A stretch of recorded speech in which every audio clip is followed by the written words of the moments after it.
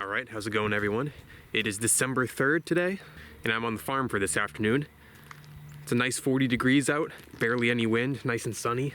Had some heavy rainstorms yesterday and last night, so I'm expecting the deer are going to be moving.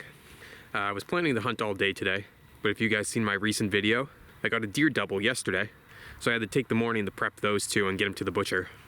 But while I was out here on opening day, I had a trail camera leading to this backfield that I'm going to be sitting over. And it was getting some good videos at first light and last light of both does and bucks. Nothing big for the bucks, but a couple of them are definitely something that I would shoot. Not all of them though. A lot of yearlings out there that I would probably let pass. But I guess we'll see what I actually do when they come out, if they come out. But while I was out here, I wasn't going to be planning on sitting out on this side on opening day, but I wanted to check that trail camera. And while I was out here, found a cell camera of a trespasser back here, so the game warden got involved with that, and the person was ticketed for illegally trespassing on posted property. So it's about noon now. I got my tree saddle. I'm gonna head out there, be quiet as I walk back there just in case there is any deer. I can't imagine there would be at noon time, but you never know. So I'm gonna go out there cautiously, see if there's anything out there, and if there isn't anything out there, I'll see you guys in the tree.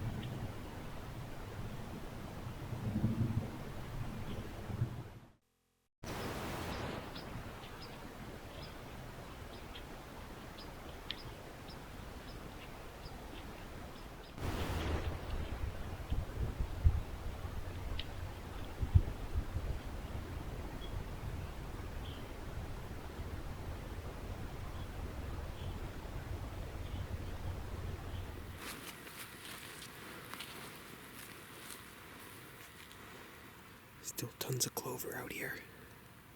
Plenty of food for the deer.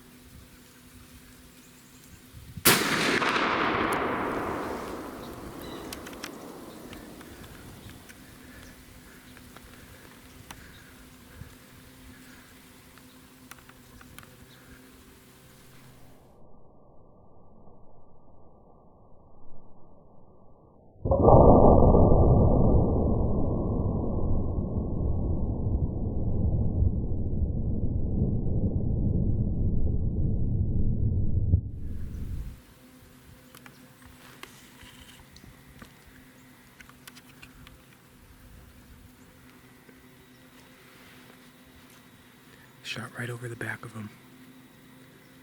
It's not where I was aiming. My crosshairs were dead on its shoulder, but did not hit that deer. So stupid. Why?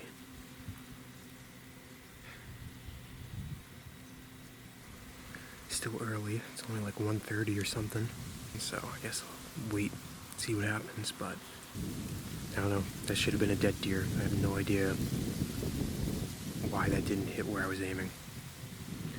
I'm gonna get down. I'm gonna go see if I can shoot at some paper and figure out why that didn't hit. Because it should have.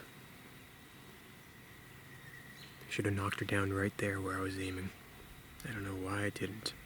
Unless the scope jarred loose when I was out dealing with those deer yesterday. I don't know. We'll see. I'm gonna get out of the tree. I'm gonna leave the saddle here though. All right, well, my suspicions were correct. So I'll show you the target here. So I'm shooting from like 80, 85 yards, something like that. Aiming for this leaf, and the first hit was up here. So it's like a good 8 inches above where I was aiming. And I guess at a longer distance, that might have been more amplified. But just adjusted it down. That's the second shot that I just took. And that's the one right before it. So might knock it down 1 or 2 more pins. But really, I mean, this is where I was aiming, so. I did aim higher on that doe's back, like up where her scapula and vertebrae was.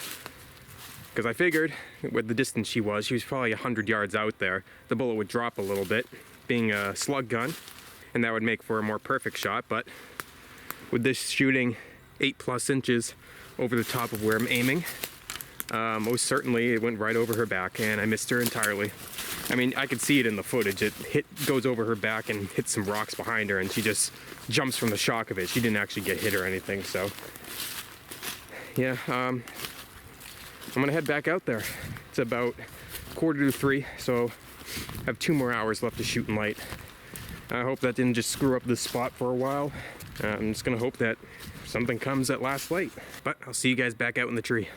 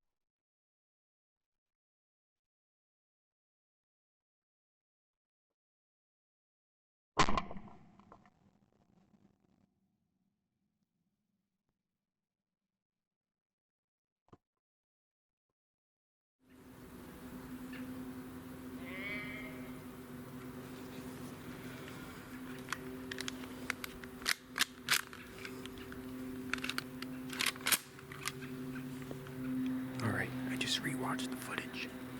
It still shot high, but I got her. Dropped her right where she was. I'm gonna get down and go make sure she's dead. I don't want her suffering if she's not.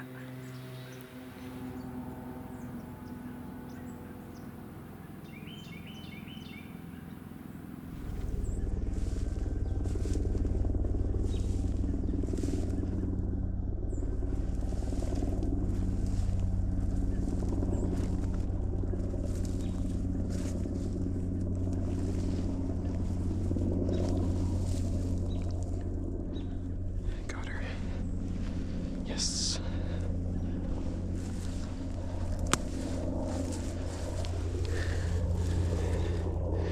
Year and a half old doe.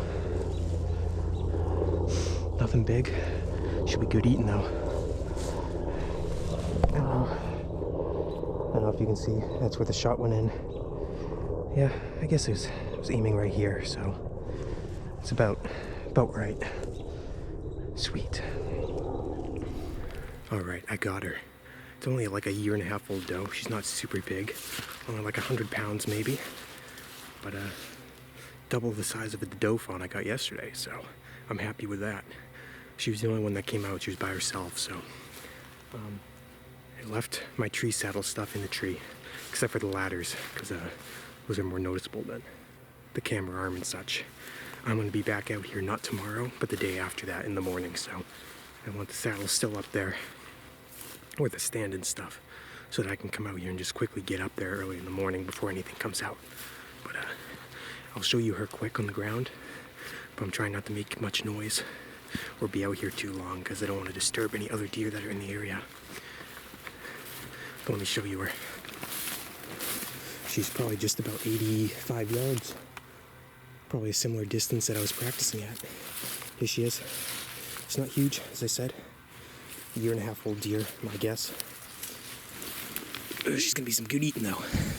I might give her away to one of my friends, I'm not sure yet. Check her out, sweet, beautiful deer though. It's gonna be easier to drag out, but that's the entry. I was aiming right about here in the center, so it's only like an inch or two high. So I'll keep that in mind when I'm shooting deer for the rest of the season, if I shoot any more.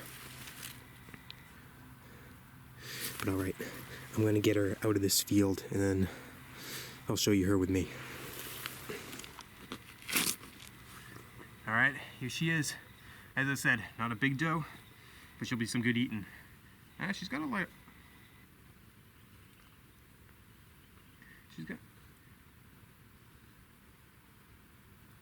She's got some white in her fur. I don't think this is a fawn. If this is a fawn, this is a big fawn. And the fact she was alone, that's kind of weird. Especially for a doe fawn this time of year. But I'm gonna get her gutted, get her tagged up. Now that I'm away from the field that I'm gonna be hunting, time to get her home. So, see you guys in the kitchen. Alright, so I ended up deciding to keep this deer. I realized I didn't have quite enough meat set aside for deer jerky, so because it's a small deer and it's nice and young and tender, I'm gonna be turning the whole thing into jerky. But because it's been freezing cold ever since I got that deer, the deer is still hanging in the shed and is still frozen solid. So I'm gonna be doing jerky still, but I'm gonna be doing it with the deer liver. I'm not a huge fan of liver, but you know who is? Jasmine. Jasmine loves liver. Not raw like this, but she loves them as treats. So this is the liver from the deer that I just got in this video. I have this one, and I have 3 others from the other shotgun deer that I got, and the 2 archery bucks between my dad and I. So I'm pretty much just gonna thaw this out, slice them up real thin, throw them in the dehydrator, and it's as simple as that. But I'll see you all when these thaw out. All right, so I'm just gonna get out my cutting board, get out the liver, just gonna trim off some of that excess membrane that's on the outside. Not like it really matters, Jasmine would eat that anyway.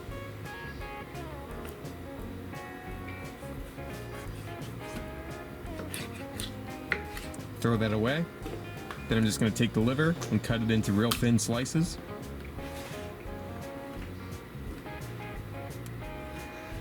Once it's all cut up, separate it onto another plate, cut up the rest of the liver. They should be in nice real thin slices like this.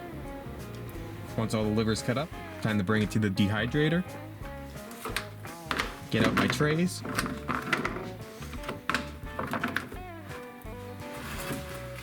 Now I'm just gonna lay out the liver onto the trays. Once it's all done, cover it. Gonna set it to 12 hours at 160 degrees. In 12 hours, it'll be done.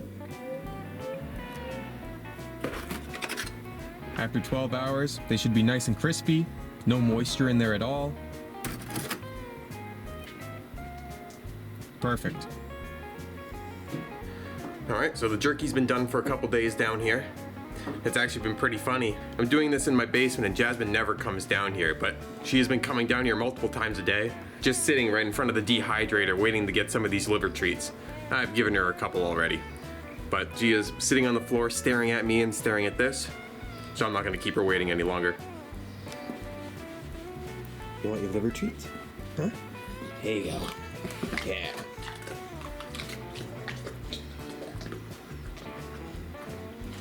It's a lot easier to get her to come with me and do what I need her to with those treats around. And with how dry they are, they should last me at least a month or two. And hopefully they would have an even longer shelf life. But they won't last that long, not with her around. But that's it for today's video. Thanks for watching, everyone. If you enjoyed, like, share, comment, subscribe, and I'll see you guys all next time.